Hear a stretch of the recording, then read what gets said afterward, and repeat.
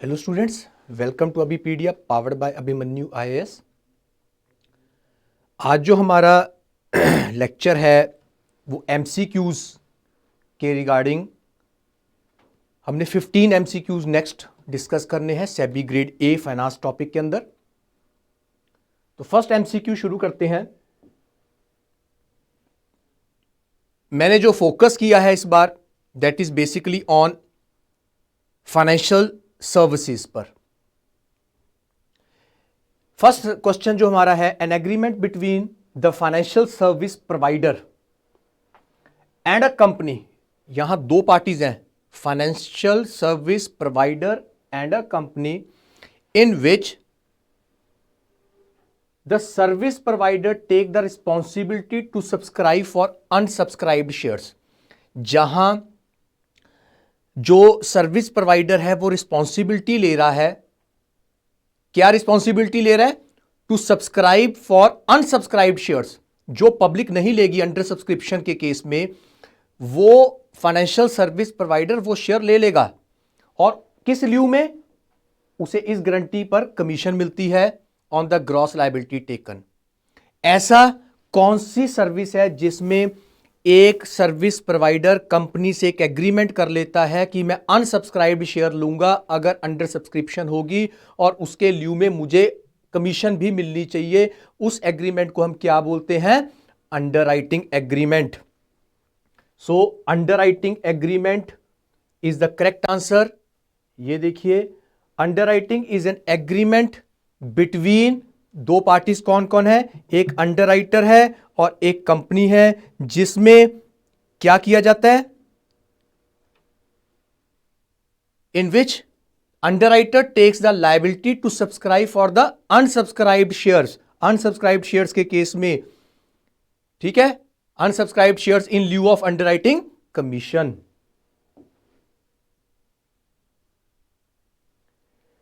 What is the limit of commission?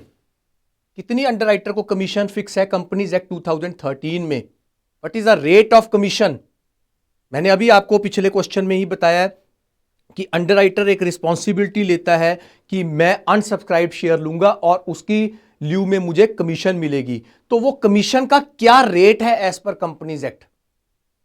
क्या वो 5% of the nominal value of the share and 2.5% on the debentures? क्या 2.5% on shares and debentures? Both companies act में पूछ रहा हूं। 10% on shares and 5% on debentures and none of the above. So what is the correct option? Correct option is 5% on shares and 2.5% on debenture is the limit of underwriting commission जो underwriter को companies act 2013 ने limit fix की हुई है कि 5% on the nominal value of the shares and 2.5% on the value of the debentures. इतनी commission की एक लिमिट फिक्स है अंडरराइटर के लिए।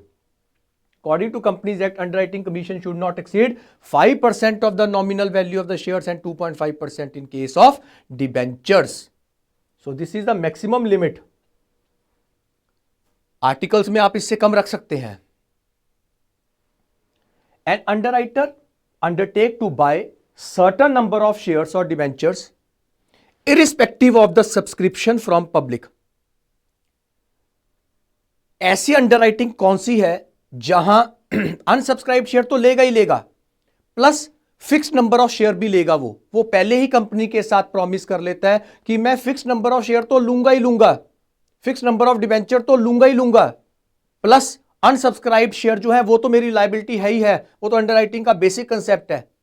अनसब्सक्राइब शेयर के साथ साथ सर्टन नंबर ऑफ शेयर्स और डिबेंचर पहले ही कंपनी के साथ एग्रीमेंट कर चुका कि मैं फिक्स नंबर ऑफ शेयर तो लूंगा ही लूंगा, in addition to the unsubscribed shares जो कि पब्लिक ने सब्सक्राइब नहीं किए।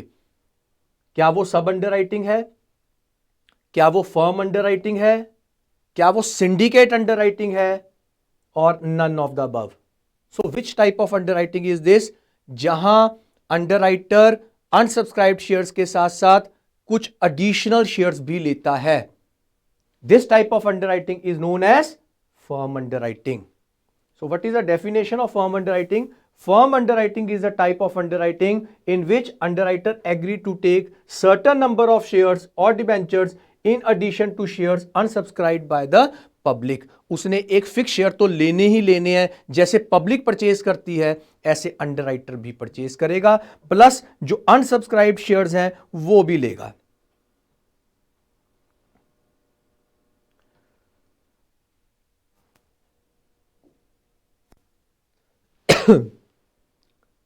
A financial transaction and a type of debtor finance in which a business sell its account receivable to a third party at a discount and the third party collect the payment from the debtor। ऐसी कौन सी service है जहां company business अपने debtors को किसी को cell कर देती है एट अ डिस्काउंट, उसको प्री पेमेंट मिल जाती है, और जिस थर्ड पार्टी को सेल किया है वो ऑटोमेटिकली अपने आप ड्यू डेट पर वो पेमेंट डेटर से कलेक्ट कर लेता है। कंपनी को फायदा ये हो गया, पहले पेमेंट मिल गई, और जो थर्ड पार्टी है उसको ये फायदा हो गया, उसे डिस्काउंट पर मिल गए और उसने इनकम अर्न कर ली। तो ऐसे किस केस में, क्या वो बिल डिस्काउंटिंग है, क्या वो फैक्टरिंग सर्विस है, क्या वो फोरफिटिंग सर्विस है, क्या वो लीज सर्विस है?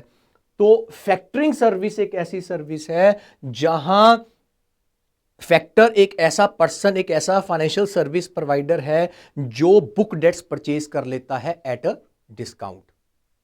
सपोज 85% तो पहले ही फाइनेंस कर दिया और रेस्ट 15% में से अपनी कमीशन काट के ड्यू डेट पर कंपनी को वापस कर दी पेमेंट। सो फैक्टर एक ऐसी फाइनेंशियल सर्विस है in which book debts are sold to the factors at a discount who collect the payment from the debtors on due date. So the correct answer is factoring. Coming to the next question, question number 5th. An agreement between the two parties in which one party allow the other to right to use the asset in lieu of periodical rentals. बड़े simple सा question है, जहां दो parties हैं, एक party अपना कोई asset दूसरे को यूज करने के लिए देता है और पीरियोडिक रेंटल्स उससे लेता है। ऐसी कौन सी सर्विस, ऐसे कौन सी फाइनेंशियल क्लॉज है जहां एक पार्टी अपना एसेट यूज करने को देती है और दूसरी पार्टी उसके ल्यू में उसे पीरियोडिकल रेंटल्स देती है? क्या वो वेंचर कैपिटल है, क्या वो पोर्टफोलियो मैनेजमेंट है, क्या वो लीजिंग है, क्या वो फैक्टरिंग है? तो the correct answer is leasing. देखिए मैंने लीज के बारे में लिखा है, leasing is an agreement in which there are two parties, one is lessor owner allows the lessee to use the asset and in consideration periodical lease rentals are paid by the lessee. So the correct answer is leasing agreement. दो parties कौन कौन है? Lessor owner of the property and lessee tenant.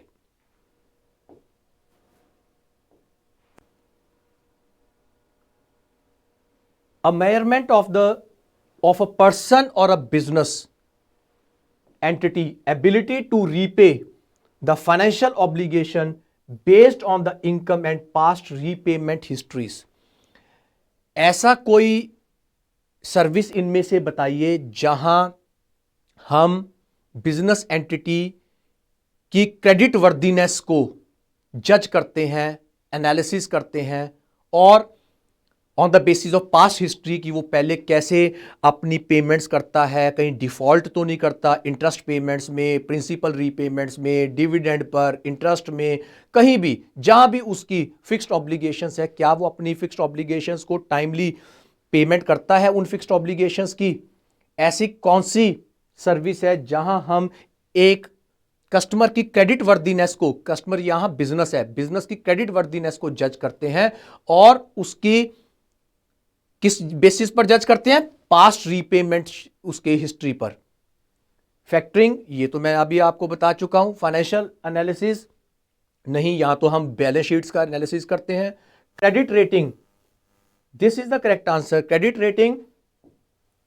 Rating is the analysis process by the independent agency the credit worthiness of the borrower. हम यहां क्या जज करते हैं? Credit worthiness. जैसे क्रिसिल एक बहुत इंपॉर्टेंट इंडिया की क्रेडिट रेटिंग एजेंसी है, Credit Rating Inform and Information System of India Limited is a CRISIL is a institution which provide the service of credit rating and give and assign certain symbols like A plus plus plus. These are the symbols being assigned by the credit rating agencies on the basis of the credit worthiness of the borrower.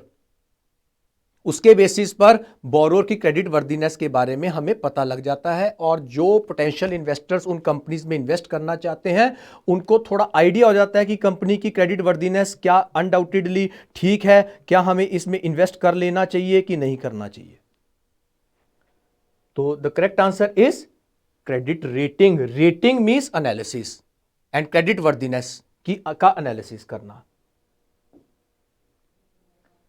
The art and science of making decisions about the investment mix and policy, matching investment to the objectives, asset allocation for the individuals and institutions, and the balance the risk against the performance.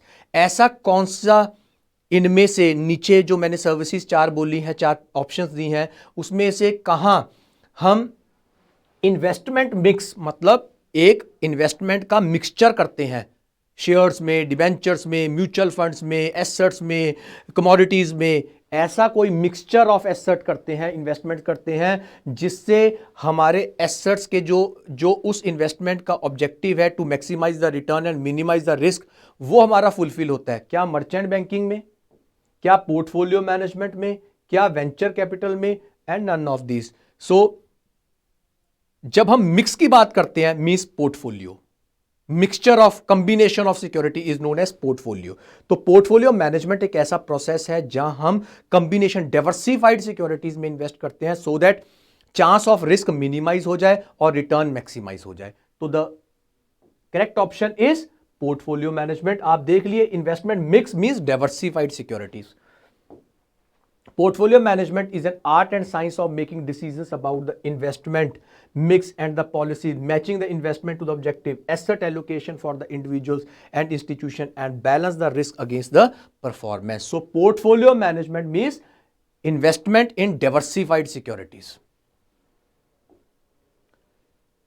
A fee based which a bank takes from the seller to release the funds before the credit period and is which type of service. कौन सी ऐसी service है जहां bank आपसे आपके debtors की पहले ही payment कर देता है, जैसे फैक्टर करता था, और आपसे डिस्काउंट पर आपके बिल्स ले लेता है. नाम से ही पता लग रहा है, ये देखिए फी, तो इट इज बिल डिस्काउंटिंग. तो bill discounting is premature discounting of the bill of exchange by the banks after deducting certain amount as discounting charges. Prepayment जब बैंक करता है, जैसे फैक्टर्स आपके बिल्स ले लेता है, पर यहां बैंक प्रोवाइड करता है ये सर्विस और आपके बिल्स BR नेगोशिएबल इंस्ट्रूमेंट्स को डिस्काउंट कर लेता है.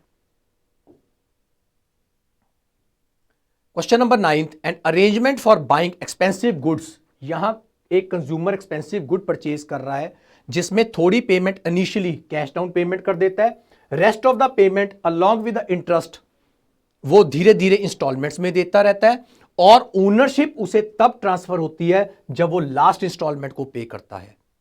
कौन सा ऐसा मेथड ऑफ बाइंग है जिसमें उसे थोड़ा cash down payment, rest of the payment in instalments and the final ownership will be transferred on the payment of last instalment. Credit purchase मतलब hire purchase, second is credit purchase, third is mortgage, fourth is hypothecation, and the correct answer is hire purchase agreement. Hire purchaser and hire vendor, these are the two parties. Hire purchase is a system of purchase in which the higher purchaser मतलब जो खरीदने वाला है, buyer, purchase certain goods by paying certain amount as cash payment and down payment and rest of the payment along with the interest in installments, and the ownership will be transferred on the payment of last installments. So the correct answer is hire purchase.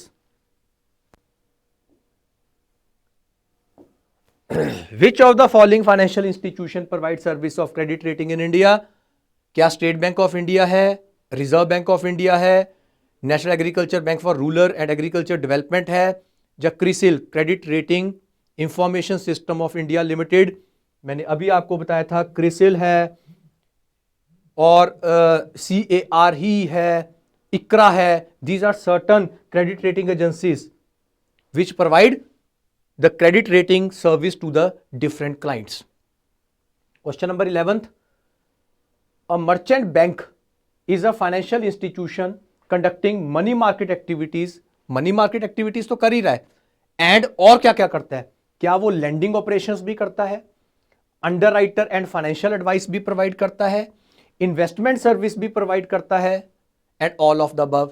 मैंने आपको detail lectures में भी, videos में भी ये topic बहुत अच्छी तरह से कवर किया है. मर्चेंट बैंकर कैटेगरी 1, 2, 3, 4 4 कैटेगरी के मर्चेंट बैंकर्स हैं which are registered with SEBI security and exchange board of India, which provide various types of financial services like lending, underwriting, pre-issue, post-issue management, advising, financial advice, investment services like portfolio management.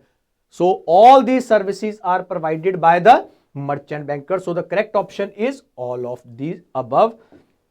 Merchant banker can be defined as skill-oriented professional services provided by the merchant bank to their clients concerning their financial needs for adequate consideration. ये fund based है, non fund based भी है, fund based भी है. In the form of fee, merchant banker help in reinforcing the economic development of the country by acting as a source of funds and information to the business entity. In India, function of merchant banks are governed by Security and Exchange Board of India Regulations 1992. Venture capital firms are usually organized as. Venture capital एक ऐसा method है जहां हम new startups को loan provide करते हैं for a limited period of time. जब वो चल जाते हैं तो हमारा काम खत्म हो जाता है. तो क्लोज एंडेड म्यूचुअल फंड्स हैं, ये लिमिटेड पार्टनरशिप्स हैं, कॉरपोरेशंस हैं, या नॉन प्रॉफिट बिजनेस है. तो ये लिमिटेड पार्टनरशिप्स हैं. ये these are limited partnerships. Limited partnership means partnership for a limited period of time. Dash is a specialised firm that finances young startup companies. अभी आपको बताया मैंने ऐसे कौन से सर्विस हैं जहां हम यंग स्टार्टअप्स को फाइनेंस करते हैं. कौन सा है? Venture capital firms. वेंचर का मतलब भी है न्यू रिस्की प्रोजेक्ट्स, जहां हम फाइनेंस प्रोवाइड करते हैं न्यू स्टार्टअप्स को, जिनमें रिस्क एलिमेंट है लेकिन रिटर्न के भी पूरे चांसेस हैं.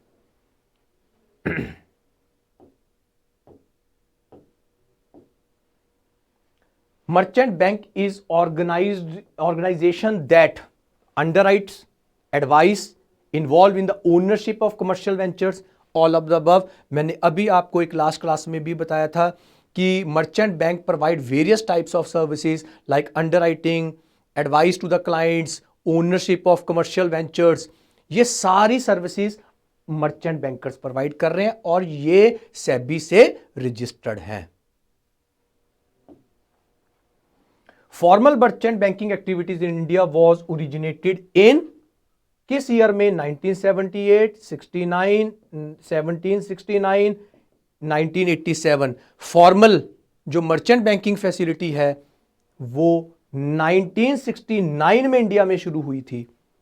1969 में फॉर्मल, और उसके बाद सेबी ने इसके रिगार्डिंग गाइडलाइंस और सेपरेट प्रोविजंस इनकॉर्पोरेट कर दी अपनी डिटेल्ड गाइडलाइंस के अंदर. और अब कोई भी मर्चेंट बैंकिंग एक्टिविटीज हैं, those have to be registered. उनको हमें रजिस्टर कराना पड़ेगा. Merchant banking without registration allowed नहीं है. So these were 15 questions. Merchant bank organisation हर एक्टिविटी करती है जितने भी फाइनेंस से रिलेटेड है. न्यू वेंचर स्टार्टअप्स को फाइनेंस करने के लिए वेंचर कैपिटल फर्म्स हैं. Venture capital firms usually organised as limited partnerships. ये लिमिटेड पार्टनरशिप्स हैं. मर्चेंट बैंकिंग की डेफिनेशन हम अभी कर चुके हैं. All the activities relating to lending, underwriting, financial advice, investment services, all are provided by the merchant bankers. CRISIL is an organization, Credit Rating Information System of India Limited is one of the most important institute which provide the facility of credit rating in India. Hire purchase is a system of purchase in which hire purchaser कौन होता है? जो सामान खरीद रहा है, down payment करेगा, थोड़ी डाउन पेमेंट, सपोज एक एसेट फॉर एग्जांपल 20,000 का है, उसने 2-3,000 एडवांस में पेमेंट कर दी, rest of the payment along with interest उसे इंस्टॉलमेंट्स में पे करना है, और जब वो लास्ट इंस्टॉलमेंट पे करेगा अलॉन्ग विद इंटरेस्ट उसे ओनरशिप राइट मिल जाएंगे। अगर बीच में कहीं भी डिफॉल्ट कर दिया तो जो हायर वेंडर है वो एसेट उठा के ले जाएगा। Hire purchase. बिल डिस्काउंटिंग एक बहुत इंपॉर्टेंट फाइनेंशियल सर्विस है जहां बैंक आपके बीआरस नेगोशिएबल इंस्ट्रूमेंट्स को डिस्काउंट कर देता है। फॉर एग्जांपल, मैंने किसी को गुड्स सेल किए ऑन क्रेडिट और उसने मुझे इन रिटर्न बिल रिसीवेबल दे दिया, नेगोशिएबल इंस्ट्रूमेंट दे दिया साइन करके, मैंने ड्रॉ किया, उसने एक्सेप्ट कर लिया।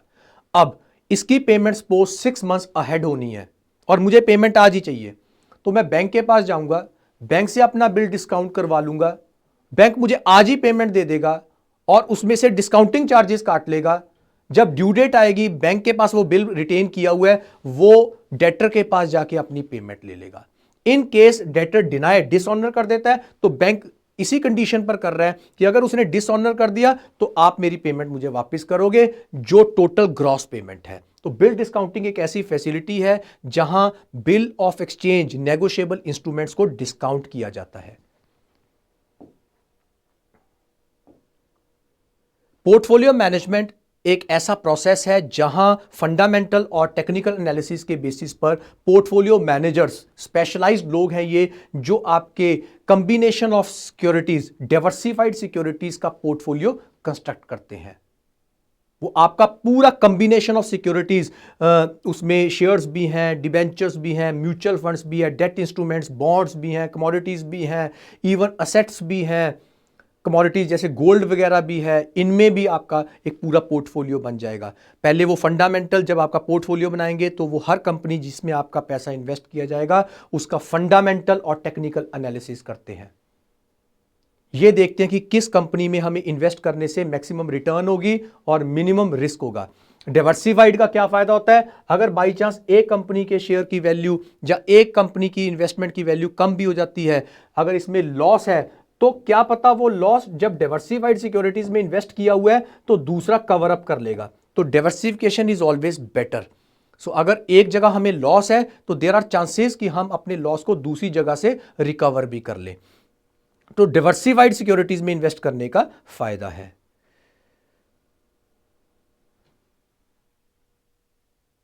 तो portfolio management is constructing the diversified portfolio.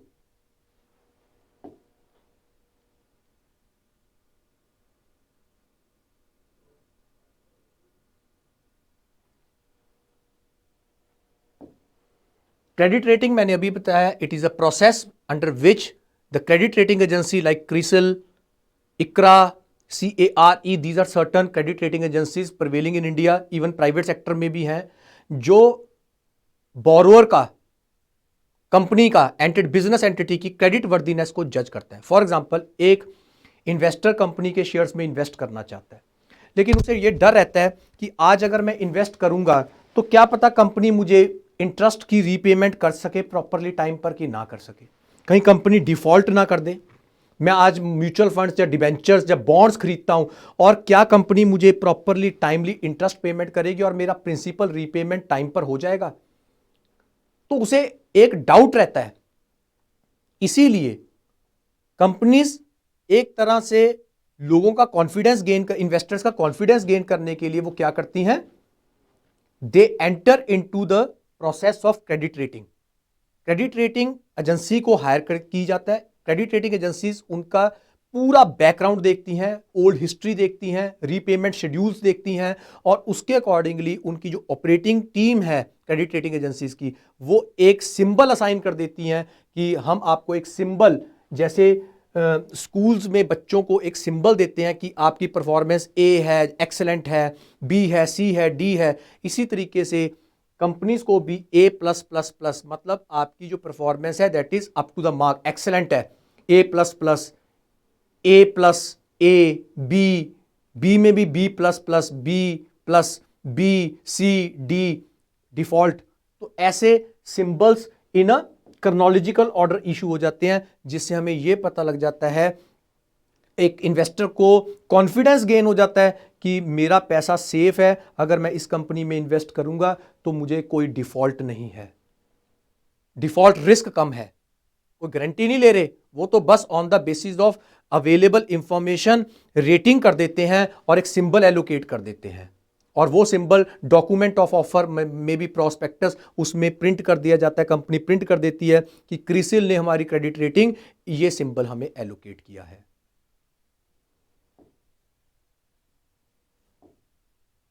Leasing, leasing एक ऐसा एग्रीमेंट है जिसमें दो पार्टीज इन्वॉल्व हैं, one is the lessor, owner of the asset, owner of the asset, जैसे for example building, financial lease भी हो सकती है, ऑपरेटिंग लीज भी हो सकती है। एग्जांपल देता हूं मैं, there are two types of main lease, are operating lease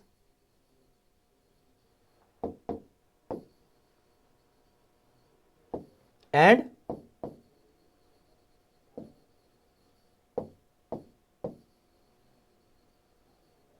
financial lease. Operating lease थोड़े समय के लिए होती है, स्मॉल पीरियड ऑफ टाइम, छोटे समय के लिए, 1 साल, 1.5 ईयर, 2 ईयर्स, और एसेट भी थोड़ी वैल्यू वाले हैं। मैंने कोई प्लांट एंड मशीनरी छोटी वैल्यू वाला किसी से लीज पर ले लिया और उसको रेंटल देता जा रहा हूं, मंथली, क्वार्टरली, हाफ ईयरली और yearly, as per the agreement between the lessor and the lessee. Lease rentals भी थोड़े हाई होते हैं क्योंकि छोटे टाइम पीरियड के लिए लीज है। फाइनेंशियल लीज, जैसे मैंने लैंड, बिल्डिंग, बहुत सोफिस्टिकेटेड, हैवी, बहुत बड़ी मशीनरी किसी से लीज पर ली है, 10 ईयर्स, 15 ईयर ड्यूरेशन के लिए, बिल्डिंग पूरी लीज पर ली है 10 साल के लिए, लैंड किसी से लीज पर ली है 10-15 साल के लिए, that is a financial lease. यहां लीज रेंटल्स थोड़े कम होते हैं क्योंकि 15-20 साल में वो काफी पैसा रिकवर कर ही लेता है। So lease is an agreement between the owner, lessor and the lessee in which lessor allows the lessee to use the asset and in consideration he charge rentals known as lease rentals. There are basically two types of lease in India mainly, और भी हैं लेकिन operating and financial lease. Operating lease का time period थोड़ा कम होता है, financial lease का ज्यादा होता है। ऑपरेटिंग लीज में रेंटल्स ज्यादा हैं, फाइनेंशियल लीज में थोड़े कम होते हैं कंपैरेटिवली। जो शॉर्ट ड्यूरेशन वाले एसेट्स हैं उनको हम ऑपरेटिंग लीज के अंदर कवर करते हैं। जहां इंफ्रास्ट्रक्चर जैसी चीजें हैं, जैसे बिल्डिंग्स हैं, लैंड है, वहां हम फाइनेंशियल लीज का कंसेप्ट यूज करते हैं। उसके बाद फैक्टरिंग एक ऐसी फाइनेंशियल सर्विस है जिसमें फैक्टर एक इंडिपेंडेंट फाइनेंशियल सर्विस प्रोवाइडर है जो आपके डेटर्स को परचेज कर लेता है, आपको साथ ही साथ 85 to 90% पेमेंट तो उसी टाइम कर देगा। सपोज आपके बुक डेट्स 1 लाख के हैं, 1 लाख में से 85% हम लगा के चलते हैं, चलो 85,000 तो आपको साथ ही साथ दे दिया। अब सारे डेटर्स की मैनेजमेंट करना, उनसे पैसा कलेक्ट करना ऑन द ड्यू डेट, ये अब फैक्टर की रिस्पॉन्सिबिलिटी है। फैक्टर उनके पास जाके इवन बुक्स मेंटेन भी कर लेता है और ऑन द ड्यू डेट सबसे पैसा रिकवर कर लिया। पैसा रिकवर करने के बाद अपनी कमीशन काट के rest of the payment, suppose उसकी 5% कमीशन है, रेस्ट ऑफ द पेमेंट फिर कंपनी को हैंड ओवर कर देता है। रिकोर्स फैक्टरिंग होता है और नॉन रिकोर्स। रिकोर्स फैक्टरिंग में जो बैड डेट लॉसेज हैं वो फैक्टर के होंगे, कमीशन थोड़ी हैवी होती है। नॉन रिकोर्स फैक्टरिंग में बैड डेट लॉसेज कंपनी के रहते हैं।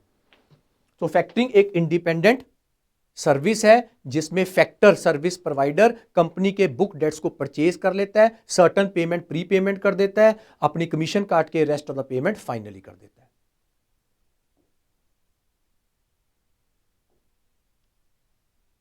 फर्म अंडरराइटिंग एक ऐसी तरह की अंडरराइटिंग है, कैटेगरीज ऑफ अंडरराइटिंग है, जिसमें अंडरराइटर रिस्पॉन्सिबिलिटी लेता है कि मैं अनसब्सक्राइब शेयर तो लूंगा ही लूंगा, वो तो हर अंडरराइटिंग में है, plus certain number of share जैसे पब्लिक लेती है, मैं वो सर्टन नंबर ऑफ शेयर्स भी लूंगा ही लूंगा, चाहे अंडर सब्सक्राइब है, चाहे 100% सब्सक्राइब है, चाहे ओवर सब्सक्राइब है। सर्टन नंबर ऑफ शेयर तो पहले ही मेरे नाम पर बुक कर दो, ये तो मैंने लेने ही लेने हैं। प्लस जो अनसब्सक्राइब शेयर्स होंगे वो भी मैं परचेज करूंगा। तो अनसब्सक्राइब तो लेने होते हैं, प्लस जैसे पब्लिक लेती है ऐसी certain number of share underwriter पहले ही ले लेता है। तो this is known as firm underwriting. So we have various types of underwriting, जैसे कंप्लीट अंडरराइटिंग होता है, पार्शियल अंडरराइटिंग होता है, फर्म अंडरराइटिंग होता है, सिंडिकेट, 2-3 अंडरराइटर मिलके किसी कंपनी का पब्लिक इशू अंडरराइट करते हैं। सिंडिकेट, ये देखिए मैंने ऑप्शंस के अंदर सब अंडरराइटिंग है। मैंने एक अंडरराइटर अपॉइंट किया, मैं कंपनी हूं, मैंने एक अंडरराइटर अपॉइंट किया, अंडरराइटर ने आगे फर्दर अंडरराइटर अपॉइंट कर लिया। फर्म अंडरराइटिंग, जिसमें underwriter certain number of share तो लेगा ही लेगा in addition to the unsubscribed shares. और सिंडिकेट 2-3 अंडरराइटर मिलके एक बड़े पब्लिक इशू को अंडरराइट करते हैं, क्योंकि कई बार पब्लिक इशू बहुत बड़ा होता है और एक अंडरराइटर इतनी बड़ी रिस्पॉन्सिबिलिटी नहीं ले पाता, तो 2-3 अंडरराइटर मिलके रिस्पॉन्सिबिलिटी जब लेते हैं उसे हम बोलते हैं firm syndicate underwriting. What is the limit of underwriting commission as per the Companies Act? It is 5% of the nominal value, face value of the shares, not exceeding, and 2.5% in case of debentures. However, articles of association can fix the limit less than this limit prescribed by the Companies Act. This is the maximum rate of commission. इससे ज्यादा नहीं हो सकता, इससे कम हो सकता है।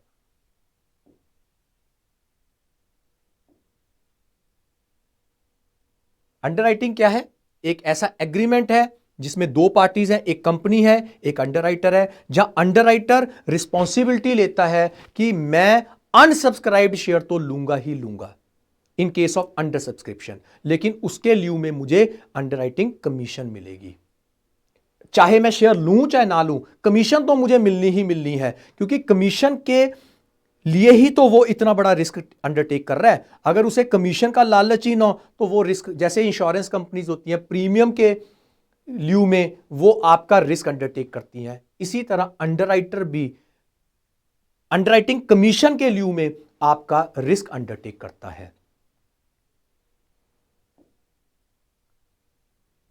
Preliminary contract मैं वैसे आपको नॉलेज से एक बता देता हूं, any contract which is entered by the companies before incorporation. कोई भी प्री इनकॉर्पोरेशन कॉन्ट्रैक्ट को हम प्रीलिमिनरी कॉन्ट्रैक्ट कहते हैं। और जब कंपनी रजिस्टर्ड हो जाती है, इनकॉर्पोरेट हो जाती है, बिफोर कमेंसमेंट ऑफ बिजनेस जो भी कॉन्ट्रैक्ट किए हैं, जैसे लैंड के रिगार्डिंग कोई कॉन्ट्रैक्ट किया है, या कोई प्लांट एंड मशीनरी के रिगार्डिंग कॉन्ट्रैक्ट किया है, वो सारे प्रीलिमिनरी कॉन्ट्रैक्ट हैं। और जब कंपनी इनकॉर्पोरेट हो जाती है, इन प्रीलिमिनरी कॉन्ट्रैक्ट्स को कंपनी रेटिफाई कर देती है और अपने बुक्स में धीरे धीरे राइट ऑफ कर देती है।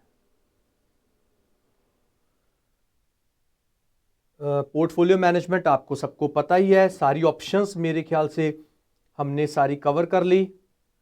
ऑप्शंस के अंदर भी हमें पता होना चाहिए, ये भी मैंने सारी बता दिया। फोरफिटिंग क्या होता है? फोरफिटिंग अब्रॉड के जो बिल्स हैं, इंटरनेशनल बिल्स, उनको हम डिस्काउंट, जैसे हम इंडियन बिल्स को डिस्काउंट कराते हैं ऐसी इंटरनेशनल बिल्स को भी हम डिस्काउंट करा सकते हैं, उसे हम फोरफिटिंग बोलते हैं। इंडियन बिल को जब हम डिस्काउंट कराते हैं तो बिल डिस्काउंटिंग बोला जाता है, लेकिन जब इंटरनेशनल बिल्स को डिस्काउंट कराया जाता है उसे हम फोरफिटिंग बोलते हैं। लीजिंग पता ही हो गया आपको, factoring, bill discounting, venture capital, portfolio management, ये हम सारा डिस्कस कर चुके।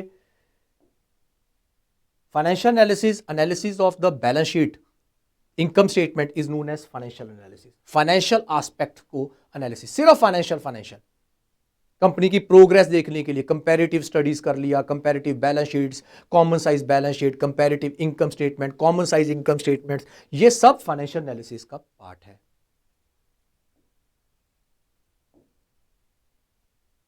Merchant banking, portfolio management, venture capital आपको सब क्लियर हो गया। बिल डिस्काउंटिंग, फोरफिटिंग, ये हमने क्लियर कर लिया। Hire purchase, credit purchase, credit purchase means उधार पर लेना, लेकिन हायर परचेज के अंदर एक बहुत इंपॉर्टेंट फीचर है, ओनरशिप तब मिलेगी जब hire vendor purchaser last instalment pay करेगा।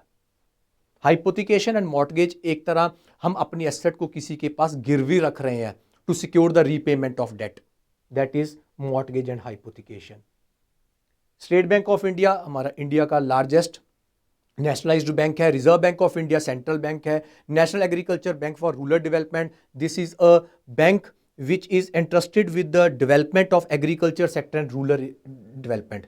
ये ऐसा बैंक है जो माइक्रो यूनिट्स को, रूरल एरियाज में जो छोटे छोटे यूनिट हैं जो एग्रीकल्चर सेक्टर को डेवलप करने के लिए, ये वाला एक इंस्टीट्यूट चल रहा है। और क्रिसिल मैंने आपको बता दिया, credit rating information system of India limited, जिसका काम है क्रेडिट रेटिंग करना।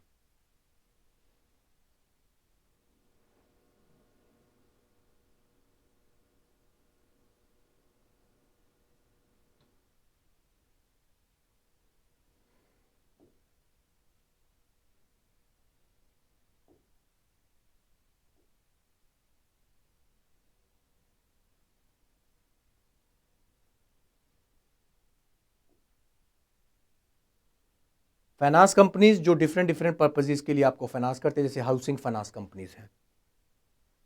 सो ये हमारा आज का लेक्चर कंप्लीट हो गया। नेक्स्ट लेक्चर के अंदर हम कुछ और टॉपिक्स लेके आएंगे। Thank you students, have a nice day.